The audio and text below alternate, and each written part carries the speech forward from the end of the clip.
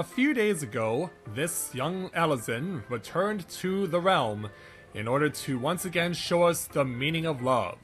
And of course, she wasn't alone. She was accompanied by many wonderful people who also helped us to understand what love can be for someone. But that was the most recent thing that happened in what has certainly been one of the busiest weeks in Final Fantasy XIV history. So, with that in mind, greetings people of the world, Matthew back with you here in Overall Autism for another edition of the Tales of Eorzea vlog here on Final Fantasy XIV's Exodus server. So yes, a few days ago, the Valentine's Day event for 2018 came back, and not only that, but we also were given patch 4.2. We've had the opportunity to experience the main story, as well as this game's edition of the Warring Triad from Heaven's Ward. And then on top of that, which I'll be showing in a couple of weeks, is the introduction of the new 4 levels of Omega, which have already gotten a lot of attention, and I guess I'll have to keep changing the camera as people keep coming to want to speak with Lisette to both get the initial quest started, but also to experience the tarot cards. But yeah, there has certainly been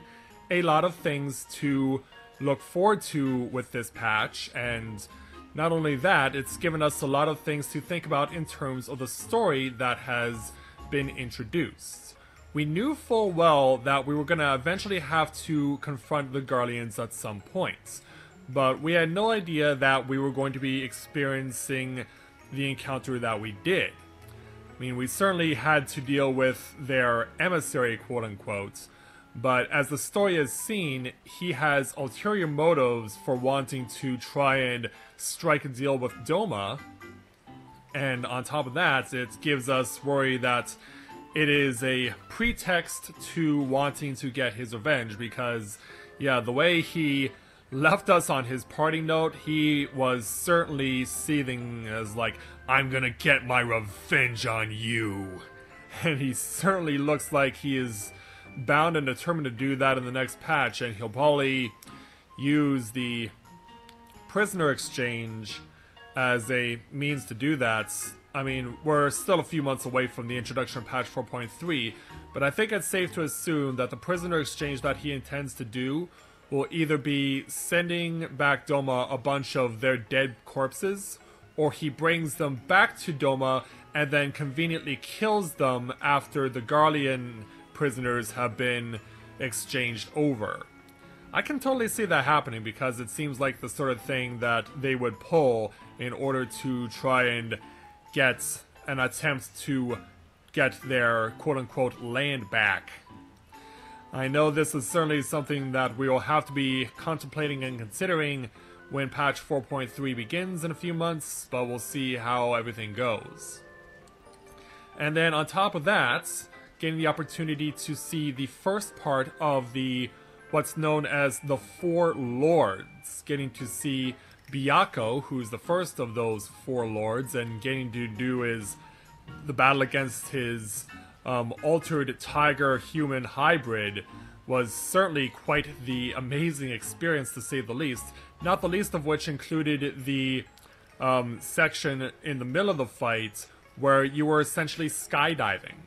That was certainly, without doubt, one of the most popular things that was introduced as part of patch 4.2, is having a boss making you skydive to avoid his own dangerous items, his own dangerous orbs that could not only damage you, but kill you before you hit the ground.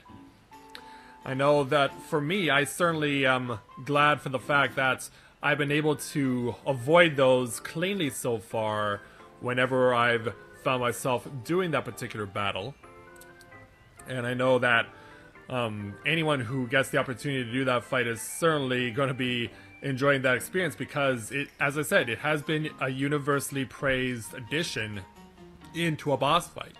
So it's certainly accomplished what it sought to do, and we're certainly looking to find out what the second of the 4 Lords is going to be like and what they are planning on doing. What's interesting about this patch, though, was that this was the first time in Final Fantasy XIV history that there was no main story dungeon. There were two new side dungeons, but there was no main story dungeon for the first time ever.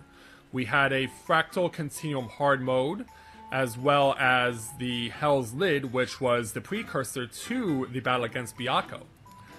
So it'll be interesting to see if how the main story dungeons are implemented for the remainder of Stormblood, because obviously when the next expansion comes, the first set of dungeons will be main story dungeons. So it'll be interesting to see how Stormblood has its remaining dungeons implemented. Will there be any more main story dungeons, or will they all be side content for us to experience whenever we want to go and take a look at that? But yeah, the way that they implemented the Hell's Lid dungeon to serve as the precursor to the introduction of the Four Lords, that was also a unique addition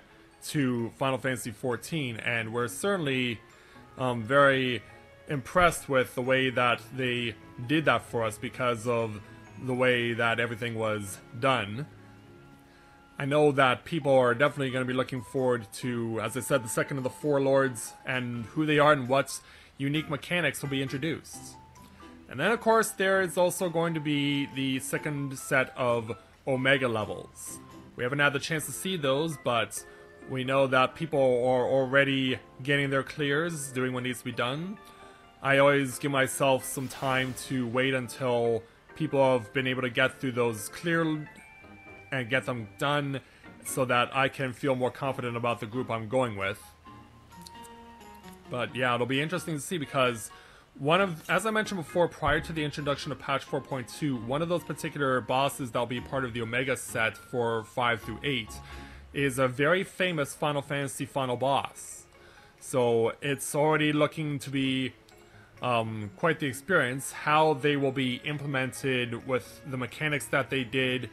will certainly be an experience to remember, I'm quite certain. I can only imagine what 4.3 is going to be like, because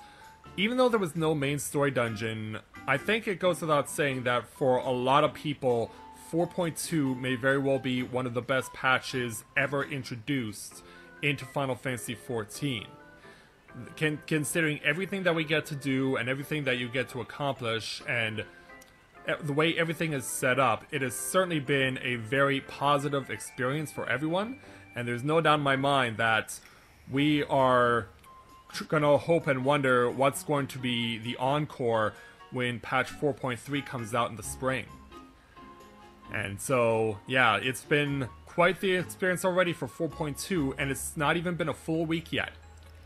And so, now we get to wait and see what will happen with 4.3, what its main story will be like, who the second of the Four Lords will be, and obviously the next patch will include the sequel to the Royal City of Rabanastre 24-man Alliance raid.